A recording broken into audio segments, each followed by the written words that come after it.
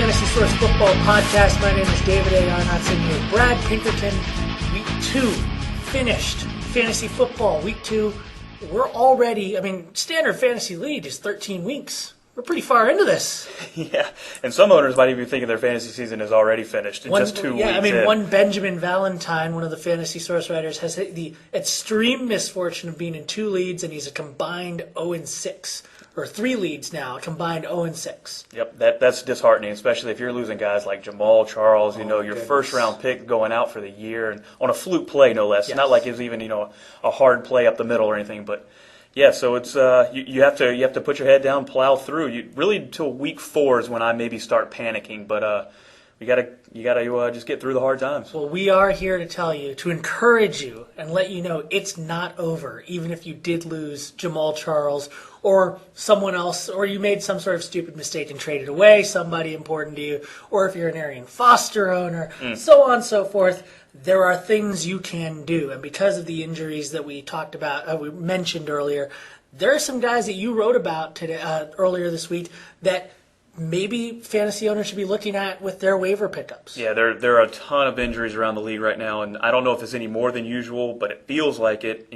Whether the lockout's to blame or not, I don't want to get into that argument, but with injury comes opportunity. So I think what we saw with like Denarius Moore in Oakland, every receiver in Oakland was hurt, so it allowed him to step into a starting role, and he produced. And that could turn into a long-term gig for him. The fascinating thing about Moore is that in preseason, every single reporter that watched the preseason and camp and everything for the Raiders said this guy is the best receiver on the field. And, of course, everyone's also seemed to temper that with saying, let's wait till we actually get to the games. And then when he got that opportunity, what do you know? He was the best receiver on the field for Oakland. Yep, I really think he's going to take that job and run with it. And when the dust settles, we'll see Denarius Moore and Jacoby Ford on the field for the Raiders. It really isn't just the AFC West where the injuries have been hitting, but it sometimes seems like that because the Broncos actually for a while only had 2 healthy wide receivers and put number 15 out in the slot. Insert Tim Tebow, super sleeper for down the road if he ever picks up that wide receiver tag. Oh, that would be amazing. And gets the quarterback job. Joe Webb redux. Anyway. we can hold off on that. For now, Eric Decker is the guy you want to go grab because Lloyd should be back and healthy, but that number 2 receiving spot is now open with Eddie Royal going down with a pretty serious groin injury. And the way Decker looked, I think he could not only fill in, but he could run away with that job. Now, the thing about Decker is that by no means is he even a fantasy household name.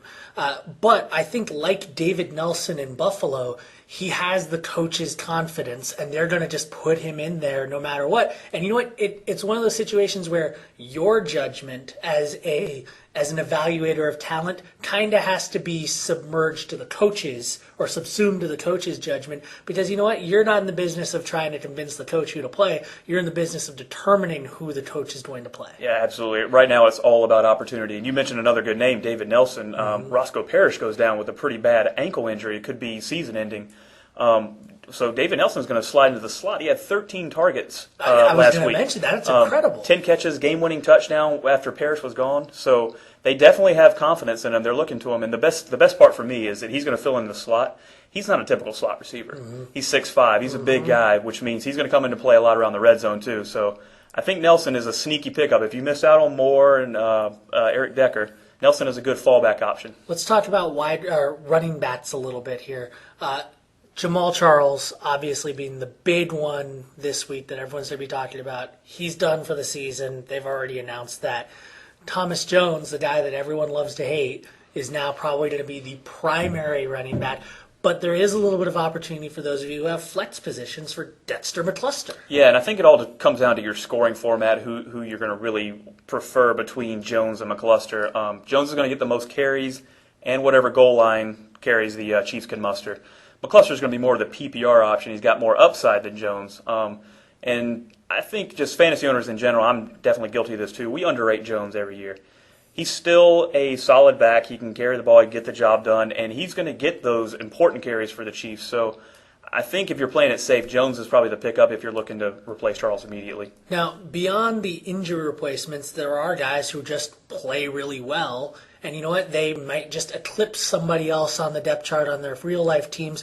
Who are you seeing that's been playing well and might be worthy of a pickup, not necessarily a waiver claim, but a pickup if you're in particularly dire straits? Well, Fred Davis. I mean, he's outplayed Chris Cooley for 2 weeks, and this could be technically an injury situation because Cooley is recovering slowly from knee surgery. So I think Fred Davis has pretty much claimed that number one tight end role, even though they're going to run a lot of two tight end sets in Washington.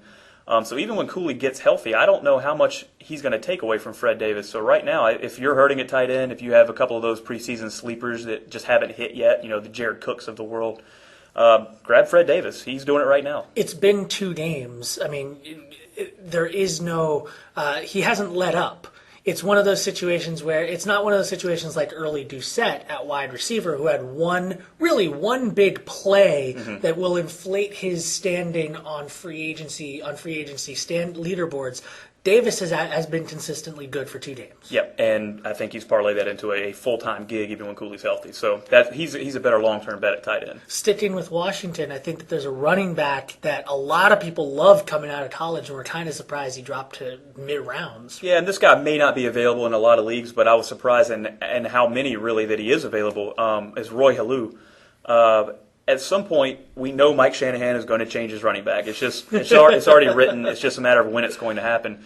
Well, Halou got quite a bit of work this past week. It's only week 2, so they have a lot of confidence in the rookie. If he's showing the right things in pass protection and things like that and ball protection, he could get a lot more carries down the road. So when Hightower loses that job for whatever reason, Halou could be the next guy to step in. So I think he's worth grabbing now before the waiver wire rush. We've already named a couple of wide receivers in Moore and Decker and Nelson that maybe you should be looking at if you're high up in waiver priority.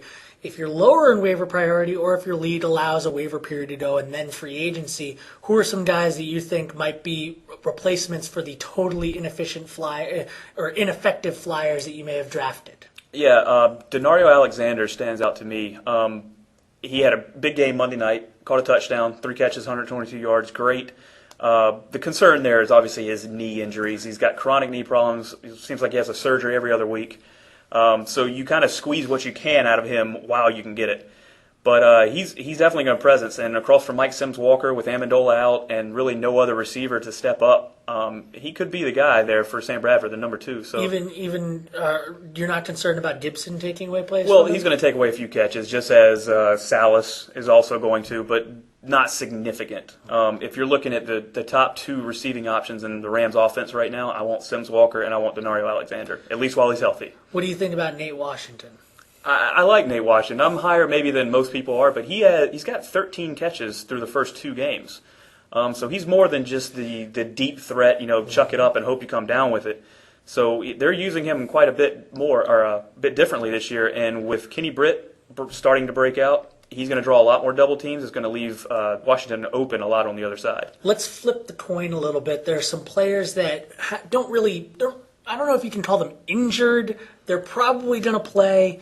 We're just considering them hurt and worth keeping an eye on in the coming week, 2 weeks, maybe even throughout the rest of the season. Right, when these are the guys you have to back up, as Brandon Lloyd owners found out by whether they got Eric Decker or not. But these are the guys you're going to have to back up, if not necessarily handcuff.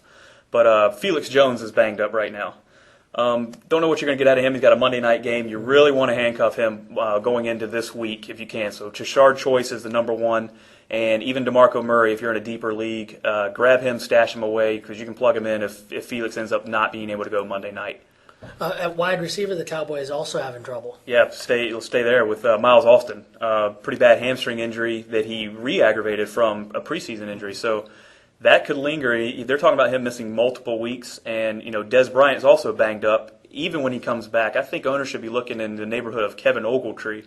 And it sounds silly, but we were probably also speaking that way of Miles Austin before he broke out. So Ogletree could step into a starting role for the Cowboys for a few weeks, and you got to like anybody in that offense who's getting the opportunity. Speaking of liking anybody in an offense, I think the last stat that we're going to talk about, Malcolm Floyd, fits that perfectly because it seems like Phillip Rivers completes passes to anyone that's there. Yeah, and Floyd's always hurt, so we were just expecting this, and it came sooner than later. So I think now owners have to, if they can't make a move right now because it's going to be a 50-50 gamble, sit back and watch. You keep an eye on Patrick Creighton, the veteran. They'll probably trust him a little more.